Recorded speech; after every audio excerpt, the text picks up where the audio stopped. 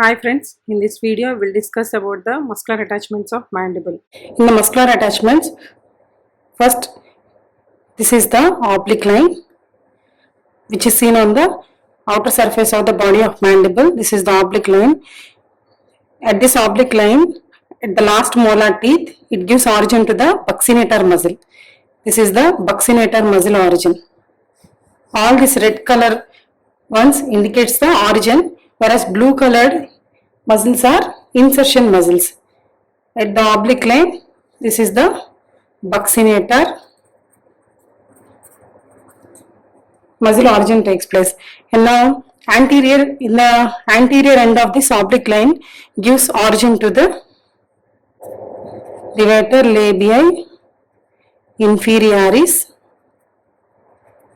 and this muscle is the origin of levator anguli oris. And this is the platysma muscle.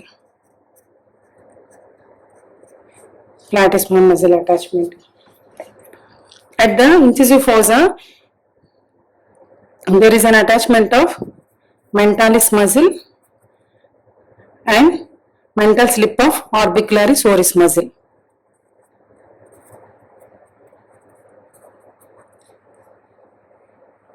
And this is the mental foramen. Through this foramen, mental vessels and nerves will comes out. And this is the lateral surface of the ramus of the mandible. Except the superior part of the ramus of the mandible, the rest of the part of lateral surface will give attachment to the insertion of masseter muscle. Masseter muscle. This posterior-superior part is related to the parotid gland. Here, anterosuperior and posterior-superior part of lateral surface of ramus of mandible is related to parotid gland. Here, this is the coronoid process, medial surface of the coronoid process and the anterior border of the ramus of the mandible. Here we will see the insertion of temporalis muscle. Temporalis muscle. These vessels are mesenteric vessels and nerves will passes through the mandibular notch. Now we will see the attachments in the inner surface of mandible. In the body, we will see this is the mylohyoid muscle. Mylohyoid muscle. And these are the pair of genial tubercles. Upper pair will give origin to the genioglossus and lower pair geniohyoid. This is the digastric fossa with anterior belly of digastric muscle. Digastric muscle. On either side of the midline, we will see an oval shaped depression at the base of the mandible, that is known as a digastric fossa, which gives an attachment of digastric muscle, origin of digastric muscle. This is the digastric muscle origin, and this is the mylohyoid. These are the geniohyoid and genioglossus. Here, at the last molar tooth, we will see the attachment of superior constrictor muscle. Superior constrictor muscle along with pterygomandibular raphe. Another one is pterygomandibular raphe. Last molar teeth, there are two attachments, superior constrictor muscle and pterygomandibular raphe. And here this is the mandibular foramen.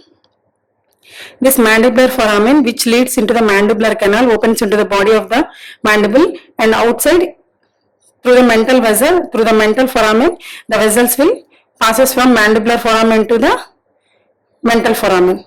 Here, this is the lingula, which gives an attachment to the sphenomandibular ligament.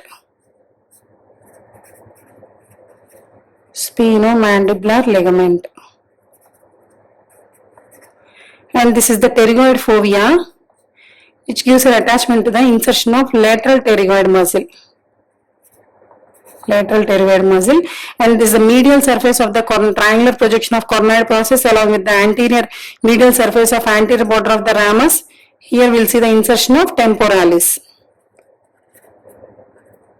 mastication muscles. This blue, all these blue colored ones are the mastication muscles. And this is the rough medial surface which is present below the mylohyoid groove will gives an insertion of medial pterygoid muscle. The medial rough surface below the mylohyoid groove is the insertion of medial pterygoid. Here temporalis at pterygoid fovea lateral pterygoid, and here we'll see the masseter muscle. And now this is the mylohyoid groove, this brown colored one, and here this is the maxillary artery. This is the maxillary artery, and from upside this is the superficial temporal artery which continues. These are the branches of external carotid artery. External carotid artery will give a superficial temporal artery, maxillary artery. This maxillary artery will give a branch. This is the inferior alveolar artery. Here this is the inferior alveolar artery. Along with inferior alveolar now will enter into the mandibular foramen. They will go into the mandibular canal and comes out as the mental nerve and mental vessels. And this is the branch coming from the inferior alveolar artery. This is a mylohyoid artery, and this is the mylohyoid nerve. This is the mylohyoid nerve, and this is the mylohyoid artery coming from the inferior alveolar artery, which is the intern branch of maxillary artery, which is the intern branch of external carotid artery. And this is the lingual nerve. This is the lingual nerve. And at the neck we will see there is a relation of auriculotemporal nerve. At neck part we will see the auriculotemporal nerve and vessels. And these are the some of muscular attachments seen in the outer and inner surface of the mandible. These are the facial vessels at the base of the mandible, just in front of the insertion of masseter muscle. We will see the facial artery, facial vessels and nerve. Facial vessels with nerve, and these are the masseteric vessels. These are the muscular attachments of mandible.